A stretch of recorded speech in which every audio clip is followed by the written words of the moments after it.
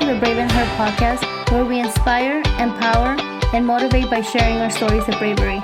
I strongly believe that by sharing our stories, we open ourselves to healing, but also serve to give hope and inspiration to those who are dealing with a tough situation. We will talk about all topics under the sun. Now let's hear your stories of bravery.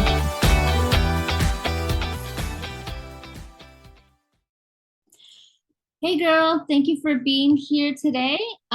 In this episode, I have Halee Wayne, and she is the owner of Emmy and Rae Boutique, and she's here to talk to us about her journey of starting a small business when she already had a full-time job and being a mom and being a wife, and what that journey has looked like for her.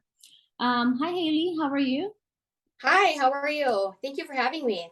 Thank you for being here. I know we've been chatting for some time on Instagram. If for those of you that don't know, I also own a boutique. Right now, it's when I'm recording this, my boutique is currently not closed, but temporarily closed. But that's how I met Halee, or that's how me and Halee met.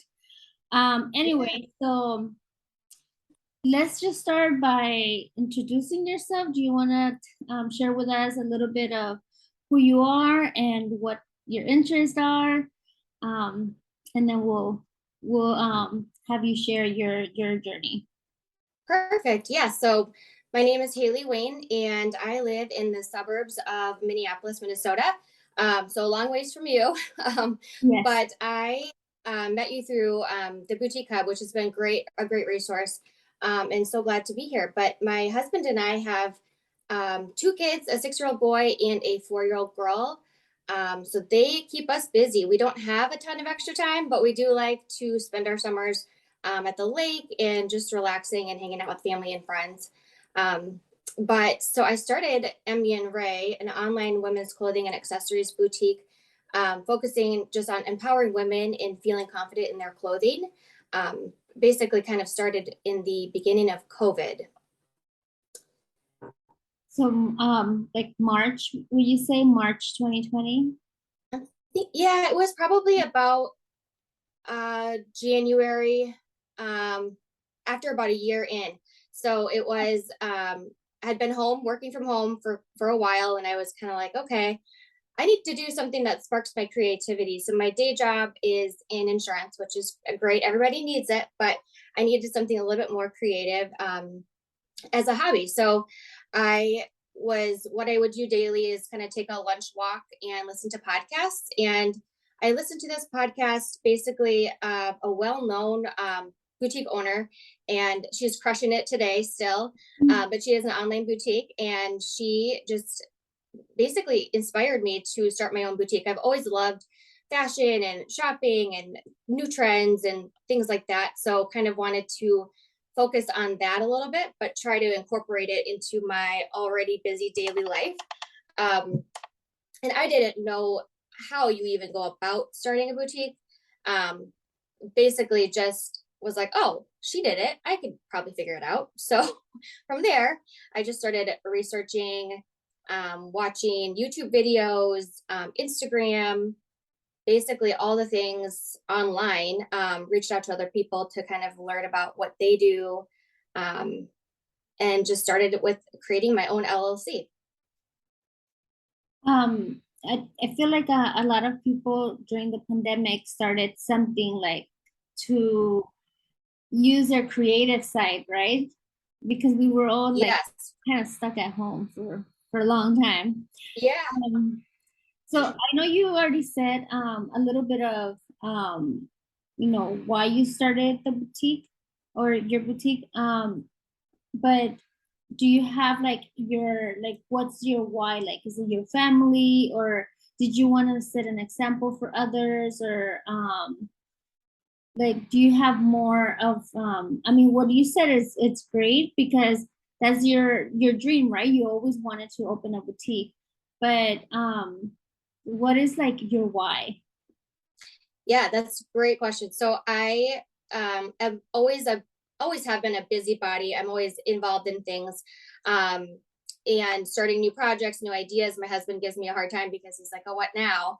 But Yeah. I kind of took this chance, and I was really wanting to not only just, buy clothing for myself and others, but really use it as a chance to create a community of women. And this has allowed me to do that because it's been so eye opening at how many women I've met. I do pop up events and vendor events quite a bit. Obviously, not right away during COVID, which was also a tough time to start a clothing boutique because people aren't really going out and shopping and things like that. But it allowed me just to kind of have that warm up, ramp up time to get acquainted with everything, and just learn, because I've learned so much through that, and I've been able to meet so many women that are going through the same thing that I'm going through with young kids and trying to find clothing that they feel good in. And working from home, now it's been, I have to get up and get dressed and get ready for the day because it helps me feel good and helps me stay motivated, essentially. So I kind of want to help empower that with women. Yeah. I feel like also it was hard because I also started like in 2020. I think it was like August 2020. But I feel also like it was hard because you're new, right? You're new selling Mm-hmm. clothes online, and then everything was closed. You couldn't do any like pop-ups or any vendor events. And how would people be able to see and have trust that you're selling good quality and like the fit and all that? Like that was one of like my challenges, I feel. Just for people to be able to like feel like the fabric, because if you know the like the store, like those big stores or whatever, if you've been shopping there for a while, Yeah. or like there's a certain brand that you've been shopping there for a while, kind of like what size would fit you, what kind of fabrics would fit you. But if you're new, it's kind of like a little harder. So, but I'm glad you're staying with it and not giving up, um and just keep trying. um so how, like, did you see any other challenges besides like what I just like mentioned, or like just starting a business, um with your having a job and starting a business still, like when things were shut down? um do you have any challenges through that? Yeah, yeah, definitely. With not having the chance to get out in the public and do those vendor events was really hard. I'm not super outgoing when it comes to social media, so I forced myself to do live videos and do fit videos and try-ons and live selling. I tried all the things to kind of see what stuck. And that got me out of my shell a lot. I've learned and gained so much more confidence in owning this boutique than I have in all of my corporate careers. So it's been really amazing in that sense. But the balance has been a struggle. I have the two young kids, and a husband that I try to, be the best wife and mom to my kids and things like that, but also just try and like relax a little bit. I've always been, like I said, a busybody. So I'm working at night after the kids go to bed, or on road trips. I've got my tablet with, and I'm doing all the things, trainings and whatnot. But really been trying to take it with a grain of salt and know that you don't have to post every single day. You don't have to do all the things they say you have to do, because your sanity and keeping your kids healthy and safe and things like that is way more important. But there is, the whole try and do what you can, and then not put the pressure on yourself, which I've learned that I need to do more of. But yeah, a lot of like early mornings, working through my lunch hour, at home, and trying to get out and run errands before the kids get home. So it's a lot of balance, but I use a little like cube timer, and I just flip that to 20 minutes, and then I work on a task, or I schedule things out like in the evenings, and figure out kind of time blocking that way. But it's definitely a challenge. Yeah, that's a great tip, the whole time blocking. And I also agree with what you said. At the end of the day, yes, you're pursuing your dream, but also, just just knowing what your limit is, and just having that sanity where you have to relax, Mhm. for your own sanity, right? Yeah, I start like a new book and then I'm like, oh, I have to finish this book like right away. And then we have a new show that we're watching. So it's like prioritizing, like, okay, I don't need to finish that season tonight. We can Yeah. work on it later. And but also knowing kind of my balance there. And I've shifted things around a lot. And I actually did take a new job. So once we started going back to the office, I kind of realized what was important to me and my family, and that was being home a little bit more. I got used to, seeing them get off the bus and things like that, or going to get them from daycare or running to appointments. And I just felt that that was really valuable. So I took a position recently where I'm fully remote, which has also been another challenge, um, but it's allowed me to have a little bit more downtime and not have to rush to the office and things like that. Yeah, I think just that commute, right? If you Yeah. don't have that commute, even if it's 30 minutes each way, it helps Hmm. a lot with For sure. getting something else on, or even just having a downtime, because Yeah. being stuck in traffic is really not a downtime. Sometimes, you're just stressing and you need Yeah. to get home, especially if you have the little ones, you're stressing about getting home, getting dinner ready, or, helping them with their homework or whatever they need. That is a stress. So, yeah, just being home, even working from home, it's a great option, I think, for a lot of moms. Yeah. And thank goodness for the invention and of Target pickup and shipped and grocery delivery and Instacart, all the things. It's been amazing, and I hope they never get rid of it. So it's been a huge help.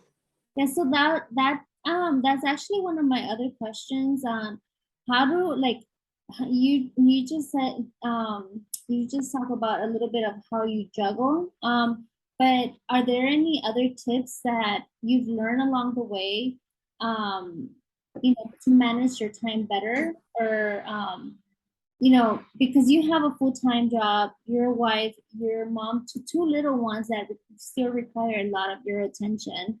And then you have your small business.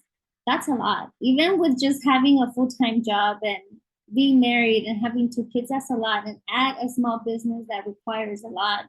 Like, do you have any other tips, that you've learned? Like you just said, like curbside pickup, but like other things that you can share.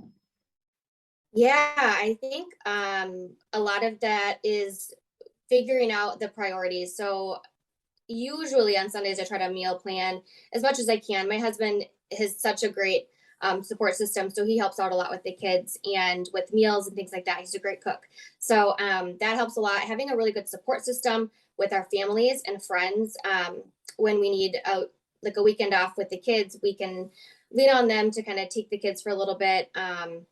That's been huge. Even just as a sounding board, I will have no sales for a couple of days and I start to get, kind of panicky, and I'm like, why am I doing this? Like, it's so stressful. But then I get a sale, or I get an email or a comment on something that they bought their thing and they love it, and they share it on Instagram or socials. And I'm like, this is what I love about it. And that's what keeps me going. But a lot of it is just kind of figuring out as you go. I mean, I would say like I probably reached out to tons of people within the industry, kind of inventory people, salespeople, anybody that had like a free consult.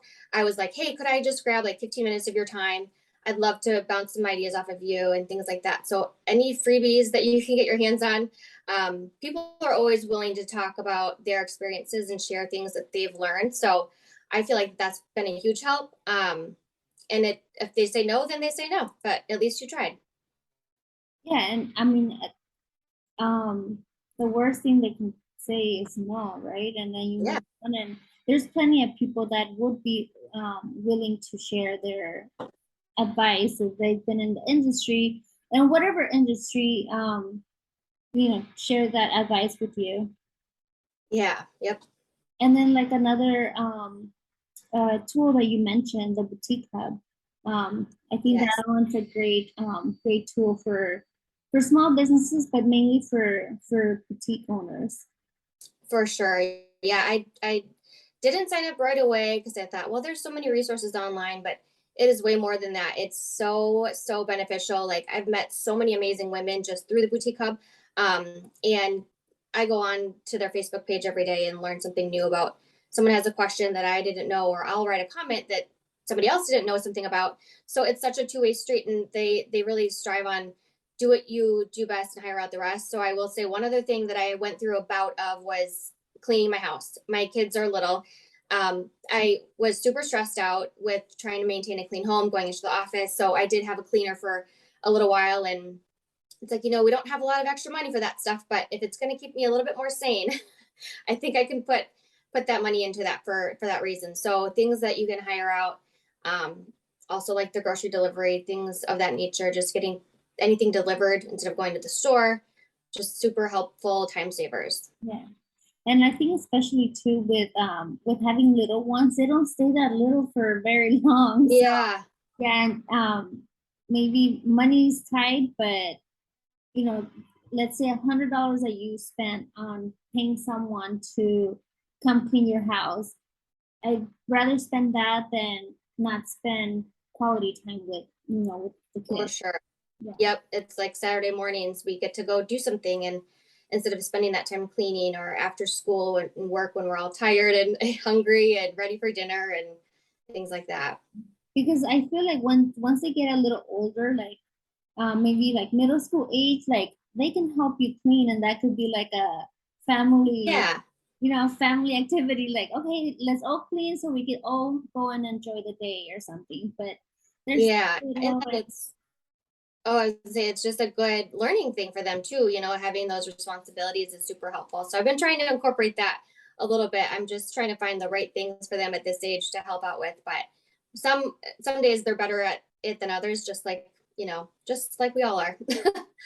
and they're just kids Yeah. being kids. So are there any tips that you could give to someone that maybe is listening and is thinking of maybe opening a small business or a boutique online or a brick and mortar boutique?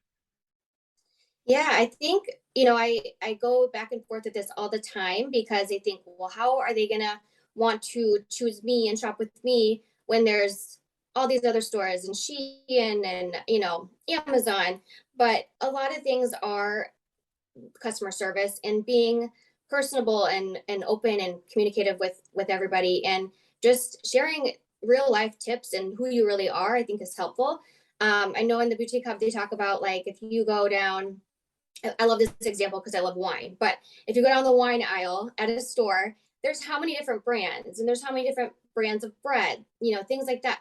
What is going to stand out for you? And that's going to be a number of different reasons, right? Like price points and style and the labeling and just kind of what you resonate with. But I think that there's still a chance that, that it can make a difference to some person, and that you should try to do whatever you want to do just to see if it works. I mean, I keep telling my husband, like, I don't know how much longer I'm going to do it. Like, I don't know what my end goal is, but I don't have to figure it out yet. It's still like I'm still learning a lot every day. So, it's something that I can kind of work with and decide, like, maybe I want to open a brick and mortar, maybe I don't. But there's different options and there's different things you can do with any sort of business. And Etsy is super helpful. Shopify, they all have so many different platforms that you can choose from, that are so different from each other. And that's how you can kind of customize your own plan and your own marketing and things like that, which is really fun and creative in that sense too.